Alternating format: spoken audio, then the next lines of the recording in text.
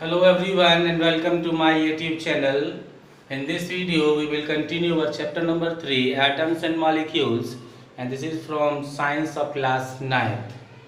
In the previous video we already studied about the law of conservation of mass, in which we studied that mass neither be created nor be destroyed in a chemical reaction. It always changes from one form to the another.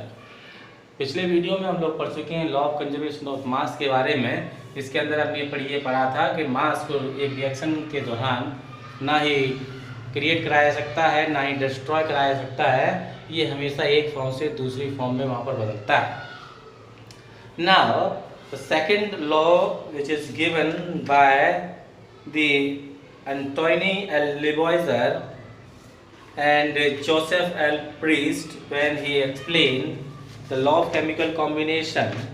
It is law of constant proportions. Law of constant proportions. What is law of constant proportion?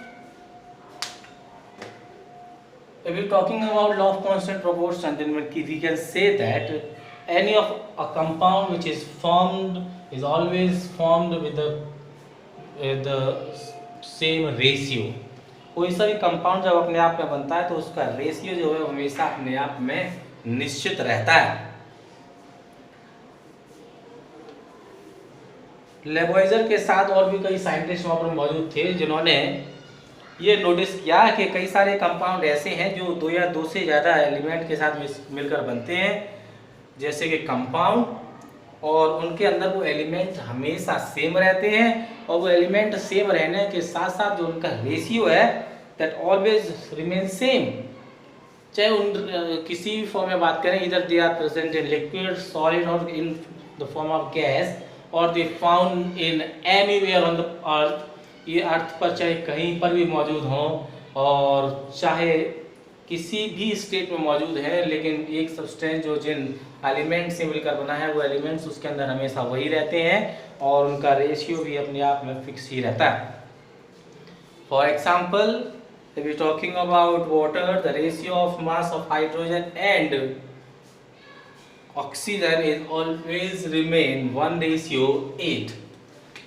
अगर water के अंदर अगर हम बात करेंगे hydrogen और oxygen के मास के फॉर्म में, रेशियो अगर हम मास की पता करेंगे तो यहाँ से हमें मिलेगा 1:8। Why? It is because of, if we talking about the mass of hydrogen in water, it is 2 unit. It is because of 1:2. Hydrogen has 1 unit mass, and here the 2 atom of hydrogen is present, so that's why its atomic mass is 2 unit, and the mass of oxygen, atomic mass of oxygen is 16. If we find the ratio on simplification, we get 1:8. इसके अगर ratio की बात करते हैं तो ये हमेशा 1:8 में ही कंबाइंड होता है। मास के तौर पर हम बात कर रहे हैं तो 1:8 के तौर पर ही कंबाइंड होगा। और अगर हम एटम्स की फॉर्म में बात करेंगे तो हाइड्रोजन के 2 एटम हमेशा ऑक्सीजन के 1 एटम के साथ में रिएक्शन करता है।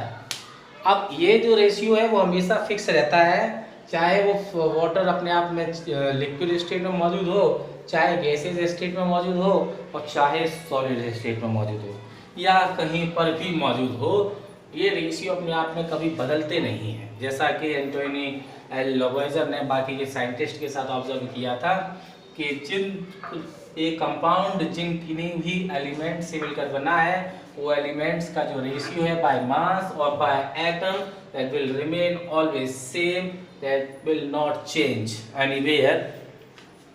वो कभी भी कहीं पर भी अपने आप में बदलते नहीं हैं। एक एग्जांपल ये हो गया, अगर हम यहाँ पर बात करते हैं 9 ग्राम वाटर के अंदर, अगर हमारे पास 9 ग्राम ऑफ वाटर इस we have 9 gram of water, अगर 9 ग्राम पानी हमारे पास मौजूद है और इसमें कहा जाए कि इसमें हाइड्रोजन कितना मौजूद है, तो इसके अंदर 1 ग्राम हाइड्रोजन होगा और 8 ग्राम इसके अंदर ऑक्सीजन अपने आप में मौजूद होगी।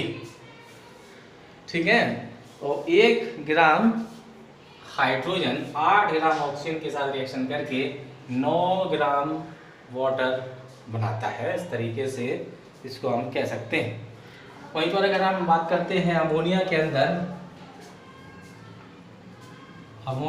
बात करते हैं और बात करते हैं इसके फॉर्मूले की, तो है ये अपने आप में NH3। और अगर यहाँ पर अगर रेशियो की बात करते हैं, ratio by atom and that is 1:3। यहाँ पर रेशियो के तौर पर अगर हम बात करेंगे तो कितना है 1:3। यहाँ पर एक नाइट्रोजन जो है वो 3 हाइड्रोजन के साथ में रिएक्ट कर रही है। एक नाइट्रोजन 3 हाइड्रोजन के साथ रिएक्ट कर रही है। और वहीं पर बाय मास बात करेंगे तो बाय मास कितना हो जाएगा, नाइट्रोजन की अगर हम मास की बात करते हैं तो होता है 14, और हाइड्रोजन के टोटल मास अगर यहाँ पर काउंट करेंगे तो आएगा 1:3 यानी कि 3। तो यहाँ पर रेशियो हो जाएगा 14:3। तो यहाँ पर जो एक मॉलिक्यूल अगर अमोनिया का बन रहा है तो उसको बनने के लिए यहाँ पर 14 gram of nitrogen is used with 3 gram of hydrogen. 14 gram nitrogen 3 gram hydrogen के साथ में यहाँ रिएक्शन करेगी और वहाँ पर 17 ग्राम अमोनियम गैस बन के हमारे पास तैयार हो जाएगी। तो जब हम इन सभी को ऑब्जर्व करें और इसके बाद हम ये कह सकते हैं कि जो भी हमारे पास मौजूद है इसके द्वारा कहा जा सकता है this lead to the law of constant proportion. इसके द्वारा ही एक लॉ ऑफ कांस्टेंट प्रोपोर्शन बना, जिसके अनुसार ये कहा जाता है कि किसी भी एक कंपाउंड के अंदर जो भी एलिमेंट्स अपने आप में मौजूद होते हैं और एलिमेंट्स का जो रेशियो है दैट ऑलवेज रिमेन फिक्स्ड। एक कंपाउंड जो एक बार जिन एलिमेंट से मिलकर बना वो हमेशा उन्हीं एलिमेंट से मिलकर बनता है। अब फिर से बात करें वही हाइड्रोजन वाटर की, जैसे कि वाटर अगर यहाँ पर हाइड्रोजन ऑक्सीजन से मिलकर बना है, एक बार अगर हाइड्रोजन ऑक्सीजन से मिलकर बन गया तो अगर दोबारा में ये कहो कि नहीं हाइड्रोजन ऑक्सीजन से नहीं हाइड्रोजन नाइट्रोजन से मिलकर बनेगा तो फिर ऐसा पॉसिबल अपने आप में नहीं है। सीधे क्या कह सकते हैं लॉ ऑफ कांस्टेंट प्रोपोर्शन से कि जिन किन्हीं एलिमेंट्स के एटम से मिलकर ये बना था वो हमेशा उन्हीं एलिमेंट्स के एटम से मिलकर बनेगा, और जितना रेशियो बाय मास ये लिए गए थे उतने ही रेशियो में ये अपने आप में बनते, उसमें अपने आप में बदलाव नहीं होता, चेंजिंग उसके अंदर नहीं आती। और इसी को हम लॉ ऑफ कांस्टेंट प्रोपोर्शंस के तौर पर जानते हैं। ठीक है, अगली जो प्रॉब्लम साइंटिस्ट के सामने आई कि अब इस जो नियम हमने दिया था उसको और ज़्यादा तरीके से एक्सप्लेन कैसे करें। तो एक ब्रिटिश केमिस्ट हमारे पास हुए जिनका नाम था जॉन डाल्टन। उन्होंने एक basic theory the about the nature of matter, matter के नेचर के बारे में एक थ्योरी उन्होंने दी जिनको डाल्टन्स एटॉमिक थ्योरी के तौर पर जाना गया। उन्होंने क्या कहा था, अगर उस डाल्टन एटॉमिक थ्योरी के बारे में बात करें तो जिन्होंने ये कहा था कि all matter whether an element a compound और a mixture is composed of small particle. जितने भी मैटर हैं चाहे वो एलिमेंट हो चाहे कंपाउंड हो या मिक्सचर हो, वो हमेशा एक छोटे से छोटे पार्टिकल से मिलकर बना है जिन पार्टिकल्स को एटम के तौर पर जानते हैं। And the postulates of this theory may be stated as follows. और उसके कुछ पोस्टुलेट्स थे जिनको इस तरीके से बताया गया है, all matter is made up of very tiny particles called atoms. सभी मैटर जो हैं बहुत छोटे छोटे पार्टिकल्स से मिलकर बने हैं जिनको एटम्स के नाम से जाना जाता है। And atoms are individual particle which can not be further divided into smaller particles. Atoms जो है अपने आप में बहुत ज़्यादा छोटा पार्टिकल्स है, इंडिविजुअल है, यानी कि इसको और ज़्यादा छोटे पार्टिकल के फॉर्म में डिवाइड नहीं किया सकता है, ना ही इसको उत्पन्न कराया सकता है और ना ही डिस्ट्रॉय कराया सकता है एक केमिकल रिएक्शन के दौरान। Atoms of given elements are identical in mass and chemical properties. एक एलिमेंट के एटम जितने भी होंगे उन सभी का मास और केमिकल प्रॉपर्टीज हमेशा अपने आप में सेम रहती हैं। कोई सा भी एक एलिमेंट है जिसके मान लेते हैं कि हाइड्रोजन ही है, और हाइड्रोजन के चाहे कितने भी एटम्स मौजूद हों, ये सब हाइड्रोजन के एटम्स मैंने आपको बना के दिखा दिए। अब यहाँ पर हाइड्रोजन के चाहे कितने भी एटम्स मौजूद हों, इनका जो मास है और इसकी जो केमिकल प्रॉपर्टीज़ है वो हमेशा फिक्स रहती हैं, उसमें कोई बदलाव नहीं होता है। ऐसा नहीं है कि एक हाइड्रोजन का अपने आप में मास अलग, दूसरे का मास अलग, तीसरे का अलग, और एक के द्वारा जो केमिकल प्रॉपर्टीज दिखाई जा रही हैं वो अलग हो, दूसरे के द्वारा जो केमिकल प्रॉपर्टीज दिखाई जा रही हों वो अलग हो, और तीसरे के द्वारा दिखाई जा रही हों वो अलग हो। ऐसा नहीं है।